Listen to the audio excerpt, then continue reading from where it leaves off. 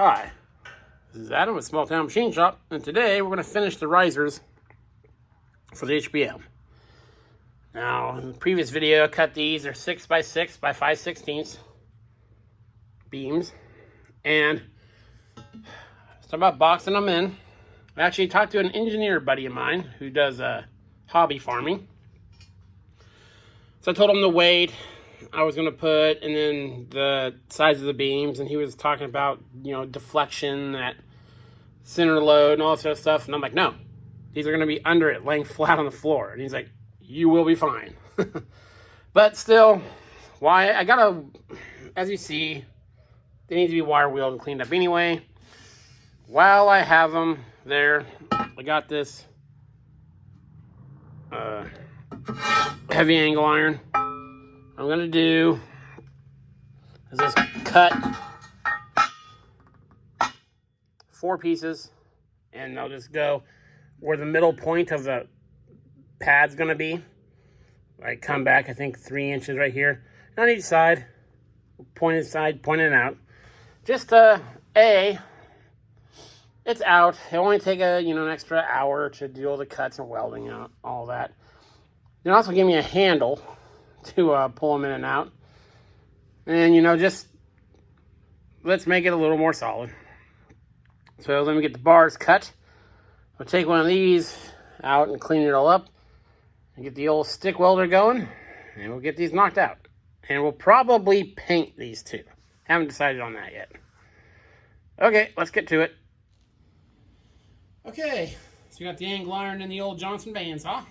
And cutting angle iron or anything in multiple pieces, you always want to cut it in a way that the compression of the vise keeps them all firm. You wouldn't want to put these like peak side up, or else one will be tight and the rest will be loose. You can damage a blade that way. I'm only going to bring you along on one of these because they're all exactly the same. Move my blade guide in here.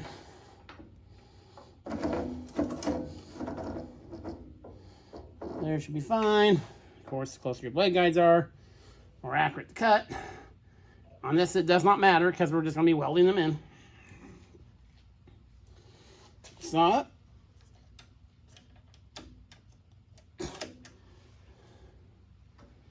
And yeah, here we go. Plug the saw in, and we'll get cutting. Okay, now it's plugged in.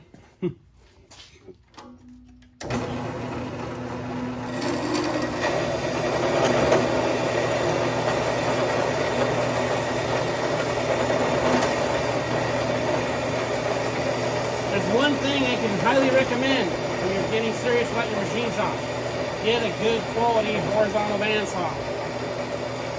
It's one of the #1 used tools in the shop. Okay, we'll bust through these real quick and I'll bring it back. Got our pieces cut. A really nice fit. So, like I said before, I'm going to come out of it. Going like straight like that. Weld one on each side.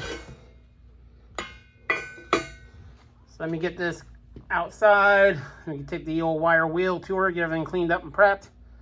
I'll come back and do some welding.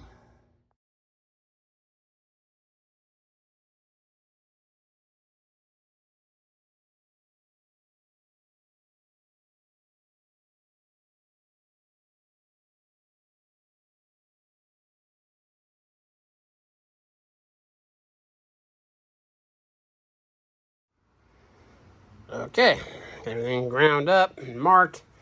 Went and measured on the machine, and the feet leveling screw points are 22 inches apart, so it'll sit right there.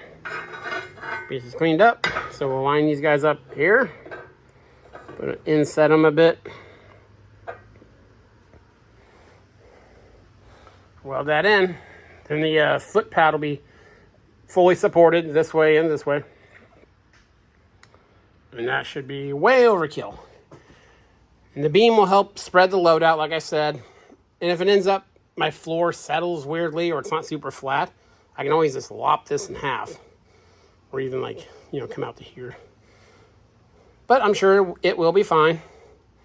We got it cleaned up enough so it doesn't look like we recovered it from the wreck of the Titanic.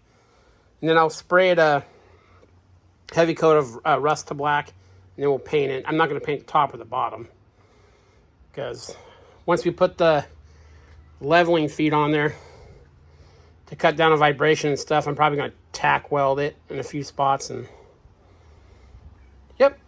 Okay, let me get the welder out. I'm actually going to use one of my little 240 volt stick welders that I got sent to mess around with a bit. Okay, let me get set up and let's get that taken care of.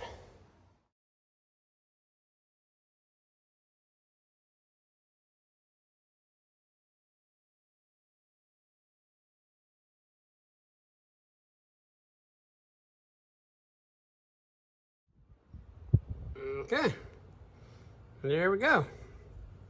This is the bottom of it, so I put a really thin coat of paint on it real quick. Put a pretty heavy coat on the rest of it because it's a spacer for the mill. It doesn't need to be, you know, any fancier than this. They're really nice. The little welder did a good job. One thing I've noticed with those little welders is it's almost like the voltage, you know, oscillates a little bit. Because you gotta get kind of used to that when you're using those little ones. Besides that, did a good job. I messed around with a bunch of stuff. You know, for welding 1/4 inch material, or a little over 1/4 inch on top parts, did okay. So yeah, I'll finish the other 3 off camera. And probably next weekend, we'll start lifting it up and getting these underneath it. I really like the way these came out. This is Adam from Small Town Machine Shop. Please comment, like, and subscribe, and thanks for watching.